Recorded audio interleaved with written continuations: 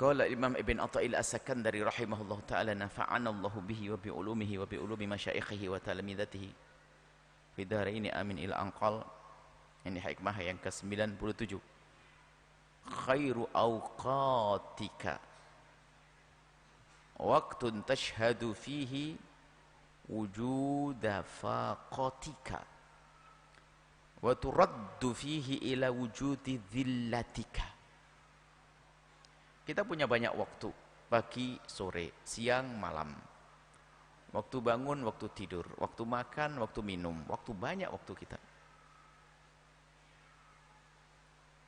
Waktu banyak, cuman banyaknya waktu itu adalah disesuaikan dengan keadaan. Waktu pagi, waktu sore, waktu makan, waktu tidur, waktu jalan, waktu duduk, itu waktu semuanya, puluh waktu.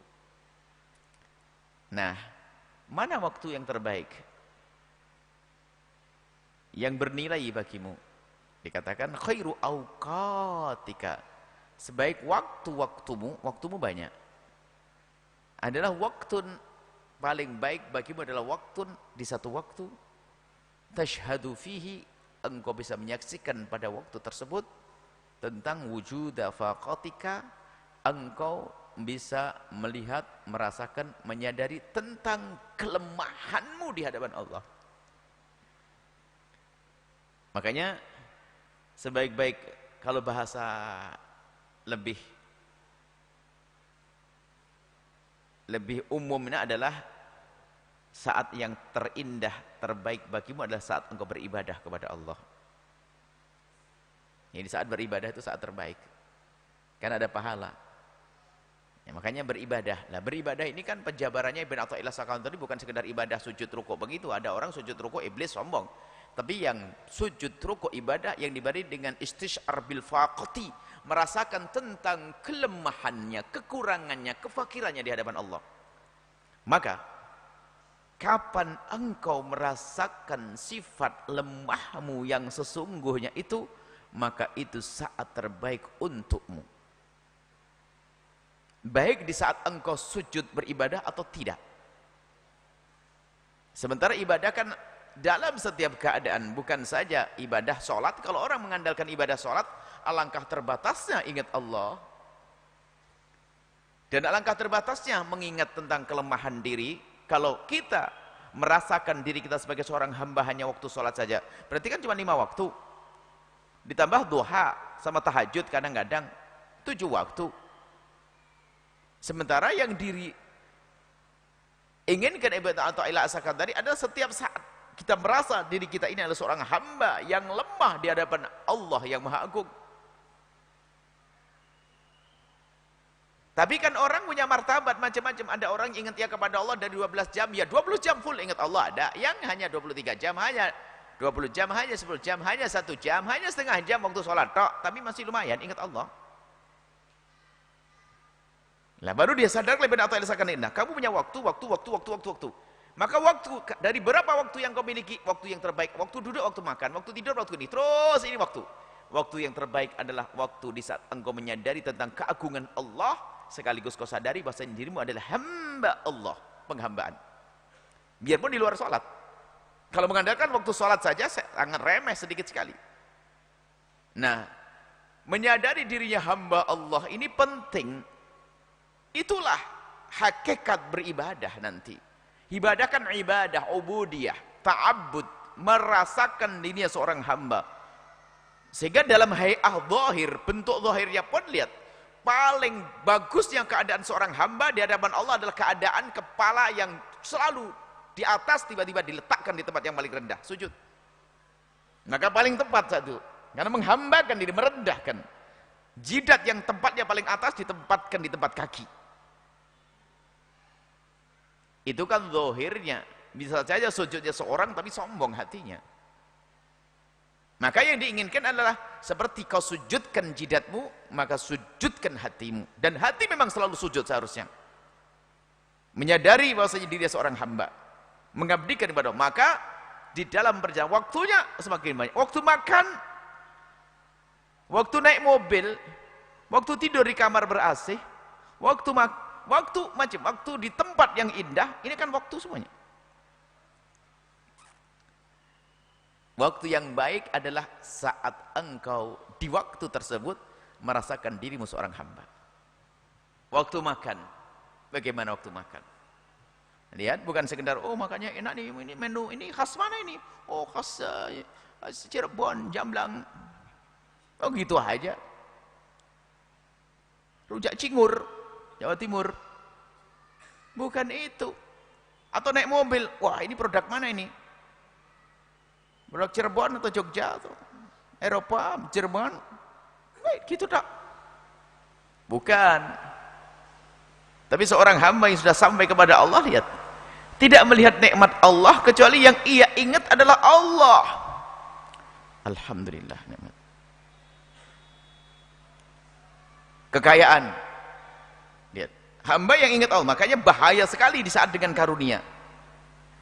Rasa dirinya menyadari dirinya seorang hamba itu akan meningkatkan penghambaannya kepada Allah.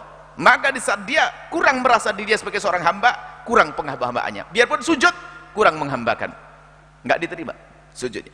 Maka dasar sujud kita merasakan dirinya seorang hamba. Nah, yang menjadi sebab kita ini kurang menyadari faqih, merasa perlu kepada Allah, hajat kepada Allah, fakir kepada Allah, itu apa? Justru karunia dari Allah. Nah, itu bahayanya karunia. Sehingga di saat diberi kekayaan merasa bahwasanya dari dirinya, seolah-olah dia mulai ada baca kesombongan. Diberi kelebihan. Makanya tadi kita sebut ada makan enak, lupa Allah, mobil mewah, lupa Allah, rumah megah, lupa Allah. Ini bahaya sekali orang semacam ini. Berarti waktunya itu waktu yang jelek semuanya. Tapi di saat dia diberi oleh Allah kekayaan, menjadi hamba yang bersyukur, apa yang terjadi padanya? Aku punya mobil, tidak akan aku sia-siakan. Sudah terlanjur aku beli mobil dengan biaya besar. Aku ingin mobil ini menghantarkanku ke surga, digunakan untuk ngaji. Rumah megahku aku gunakan untuk Allah. Nah itu. Jadi dia bilang ngelihat kekayaan membawa kepada Allah. Tapi sebaliknya ada hamba yang di saat diberi oleh Allah kelebihan langsung lupa kepada Allah.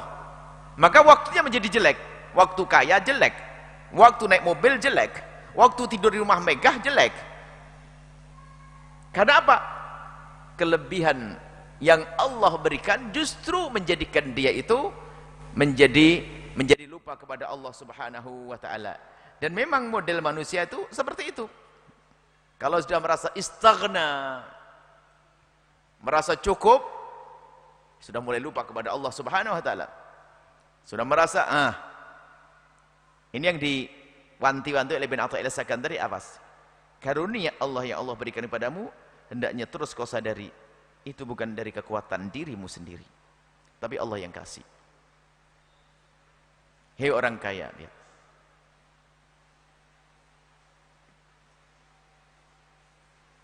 Hei orang yang punya jabatan, Allah kasih jabatan. Allahumma malikal mulki tu'til mulka man tasya'u.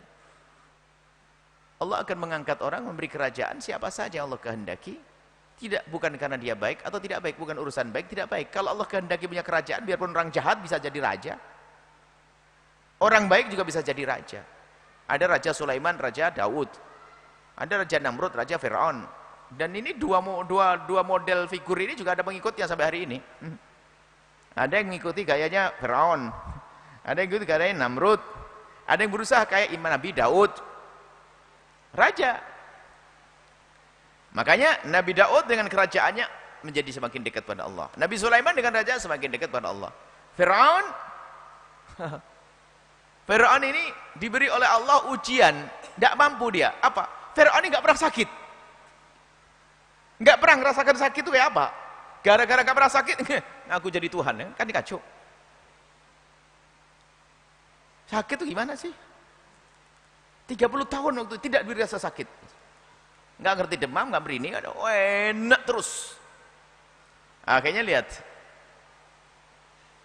anra'ahu istaghna. Kalau sudah melihat dirinya sudah merasa, langsung mulai ingkar kepada Allah, sampai berani ngaku jadi itu Tuhan. Nah, kita ini kadang susah memang kalau menuju kepada Allah dengan kekayaan memang remang-remang, atau dengan jabatan remang-remang. Maka kalau memang kita nggak bisa paham-paham, merenungi diri kita agar kita menjadi seorang hamba dengan kekayaan, karena dengan kekayaan dia kayak raja dia. Bisa main perintah sana si petentang begitu. Maka ada cara setelah itu. Jika ternyata merenungi karunia dari Allah kok nggak faham dirimu, kok engkau melihat dikasih kekayaan kok nggak paham, apa kau nunggu diseksa dulu menangis sampai fakir lalu jadi Allah, sakit Allah, di rumah sakit Allah. Maka okelah, sebelum dirimu tertimpa hal-hal yang semacam itu, ayo sadari tentang kelemahan dirimu dengan cara melihat kelemahan orang. Mari pergi ke rumah sakit.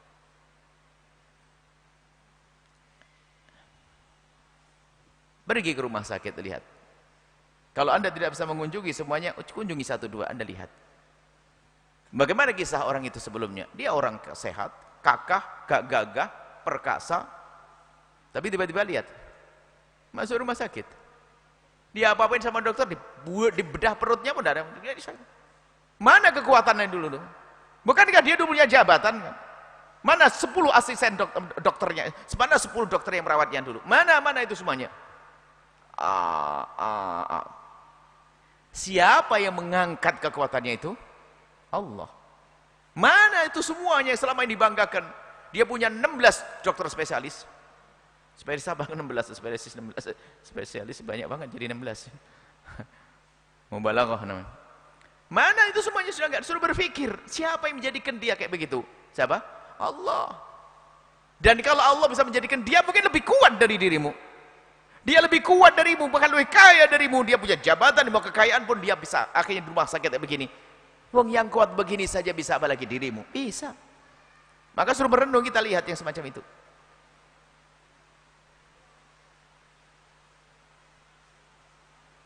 Tunggu berita selanjutnya tentang jenazah yang akan diangkat. Suruh berpikir, siapakah dia? Mungkin Anda mendengar ceritanya, dia adalah orang yang Masya Allah kemarin gagah, ganteng, Masya Allah, mempesona, punya daya tarik, banyak orang terkagum dengan dia. Coba setelah itu dia membujur di ruang tengah, diangkat di peti jenazah, dibawa ke kubur. Mau ngapain dia? Mana yang dibanggakan dulu semuanya? Siapa yang mencabut itu semuanya? Kegagahannya siapa yang mencabut? Allah. Suruh merenung ini agar kita sadar betul yang terjadi pada orang itu bisa terjadi pada kita. Kita pun akan mati semuanya. Kita nggak bisa mempertahankan di semuanya. Yang gagah pun ternyata dimakan hari, dimakan minggu, dimakan tahun, semuanya sudah tegak sendiri sudah nggak bisa. Dulu mah gagah, kayak nggak pernah mau sakit dia. Petentang begitu, kayak ketiaknya ada ganjelnya tuh. Gini kalau jalan. Tapi sekarang siapa yang jadikan begitu? Allah. Suruh berpikir, yang terjadi pada orang bisa terjadi pada kita semuanya. Ternyata kita nggak punya apa-apa, maka jangan sampai kita merasa, oh aku bisa ngapain? Yang memberi adalah Allah. Nah ini merenung agar kita sadar bahwasanya kita nggak punya kekuatan yang sesungguhnya. Allah kasih kepada kita. Kalau sudah Allah cabut, nggak bisa.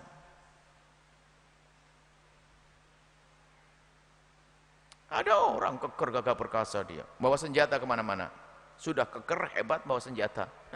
Ngantuk ketiduran, senjatanya diambil sama orang. Tak bikin ketawa deh. Hilang senjatanya. Loh, kenapa? Tidur oleh Allah dilemahkan dengan tidur sesaat sudah nggak bisa.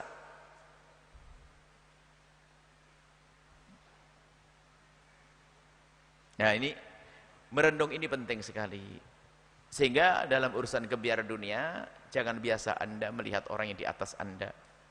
Itu akan menghilangkan rasa tawadhu Anda dan rasa qanaah Anda, rasa syukur Anda. Tapi Nabi mengajarkan, lihatlah siapa yang di bawah Anda. Yang kakinya sebelah, lihat di sana ada orang yang tidak punya kaki.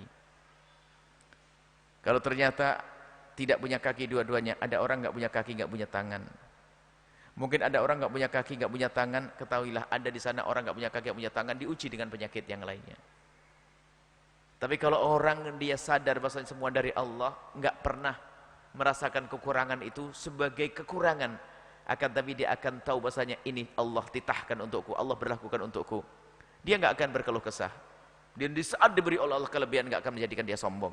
Karena mengerti semuanya dari Allah Subhanahu wa taala. Maka hendaknya dalam segala keadaan kita itu menjadi ingat terus bahwasanya kita adalah hamba Allah. Enggak mampu kita mengatur diri kita sendiri, enggak akan mampu dengan sempurna. Menjaga kita enggak bisa. Anda mau bertahan melek 24 jam sudah enggak bisa kok. Ayo, siapa bisa melek? Saya akan tahan diri saya. Saya bisa menguasai diriku sendiri. Aku nggak akan tidur 24 jam. Kuat. Halah, halah. Baru 12 jam sudah miring kepalanya. Mau sombong nggak bisa. Allah yang maha kuasa. Nah ini maka dikatakan oleh Ibn Athaillah Sakandari, khairu awqatika, sebaik-baik waktumu adalah di saat engkau menyadari bahwasanya engkau adalah seorang yang punya kekurangan, lemahan di hadapan Allah Subhanahu wa taala. Wa turaddu fihi ila wujudi dhillakitika, dan dikembalikan kesadaranmu akan kerendahanmu dan kelemahanmu, kehinaanmu kalau bukan dimuliakan oleh Allah. Lihat di masa kecilmu dan masa tuamu. Jangan hanya berbangga di masa berjayamu. Suruh kembali masa kecilnya. Kalau bukan kasih sayang Allah, siapa yang nolongmu? Hei orang sombong. Baru dilahirkan oleh ibundanya nggak bisa ngapa-ngapain dia. Memang bisa ngambil gelas sendiri, minum sendiri, makan sendiri, nggak bisa. Allah beri kasih sayang pada ibundanya lalu dirawat dia. Mau sombong dia? Mau sombong? Kalau bukan kasih sayang Allah dibiarkan dia mati. Allah gerakkan seorang ibu dengan penuh kasih sayang. Dirawat, dibesarkan dan seterusnya. Bahkan kalau seandainya ibunya meninggal dunia pun Allah maha kasih kok, tiba-tiba ada orang tersentuh ngerawat dia. Lihat. Setelah itu gede, keker, gak bisa. Ujung-ujungnya lemah lagi, jalan pakai kursi roda. Lihat. Semua orang bisa mengalami itu semuanya. Maka sadarilah kelemahan dirimu di hadapan Allah Subhanahu wa taala. Maka jangan sampai kekuatan, kelebihan, kekayaan, jabatan yang Allah berikan kepadamu malah menutupi kesadaranmu kalau dirimu adalah hamba Allah yang punya fakoh kekurangan. Dan Allah murka kok dengan orang sombong.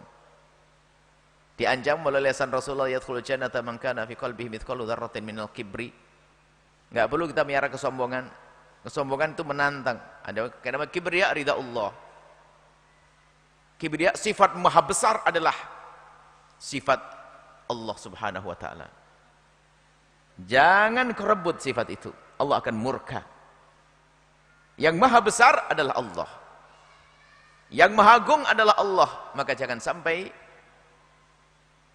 Anda rebut sifat Allah tersebut. Sebab kalau sifat Allah yang maha agung dipakai seorang hamba menjadi sombong namanya. Kalau bagi Allah bukan sombong, enggak. Allah maha agung. Kalau sudah dipakai hambanya jadi sifat sombong. Dan sombong Allah murka, akan diceburkan ke neraka Allah Subhanahu wa taala. Nah inilah khairu awqatika. Maka jadikanlah waktumu selalu waktu yang baik, menyadari bahwasanya engkau adalah hamba Allah, punya kekurangan di hadapan Allah, sehingga di saat diberi karunia Allah, Allah ini dari Allah. Kekayaannya melimpah semakin takut. Ya Allah, kau berikan kepadaku kekayaan yang banyak dan aku tahu ini darimu ya Allah. Jangan sampai ini ujian bagiku ya Allah. Berikan kepadaku kemampuan untuk menggunakan harta ini dengan benar ya Allah. Jangan sampai kami menggunakan di tempat yang haram ya Allah, ya Allah, ya Allah, ya Allah. Malah ketakutan. Bukan terlena, tapi yang banyak. Maka Ibn Athaillah menghadirkan hikmah ini. Kebanyakan orang yang diberi oleh Allah kelebihan, dia terlena dengan kelebihan tersebut hingga tidak ingat kepada Allah Subhanahu wa taala. Maka hilanglah dia, sesatlah ia, maka dia tidak akan sampai kepada Allah, tidak akan sampai kepada maqam ma'rifah kepada Allah Subhanahu wa taala. Bahkan bisa jadi dia adalah orang yang perlahan demi perlahan imannya sudah hilang. Maka menyadari dirinya seorang hamba ini penting sekali. Tidak perlu kita sombong setelah itu. Kalau sudah ini melekat dalam diri kita, turaddu fi ila wujudi dhillatika. Kalau kita sudah dikembalikan kesadaran kita bahwasanya kita ini lemah, rendah, hina di hadapan Allah, maka ketahuilah kita akan menjadi mulia. Mulia di hadapan Allah Subhanahu wa taala. Jangan sombong di hadapan Allah. Makanya baginda Nabi sallallahu alaihi wasallam itu paling senang dengan gelar Abdun. Abdullahi, hamba Allah. Hamba Allah. hambanya Allah. Bahkan isyarat dari Al-Quran, Nabi itu karena menjadi seorang hamba dan merasa dirinya hamba, maka tinggi pangkatnya. Sehingga waktu Nabi di Isra' Mi'rajkan oleh Allah pun ternyata di situ Allah menyebut Nabi Muhammad bukan gelar Rasulullah wa Nabiullah, tapi justru gelar hambanya. Subhanalladzi asra bi'abdihi, bukan bi rasulihi. Sebab mau diangkat tinggi-tinggi, mau diajak munajat, mau diajak dialog dengan Allah, diangkat ke tempat tinggi, ke atas langit ketujuh, Sidratul Muntaha, melampaui nabi-nabi.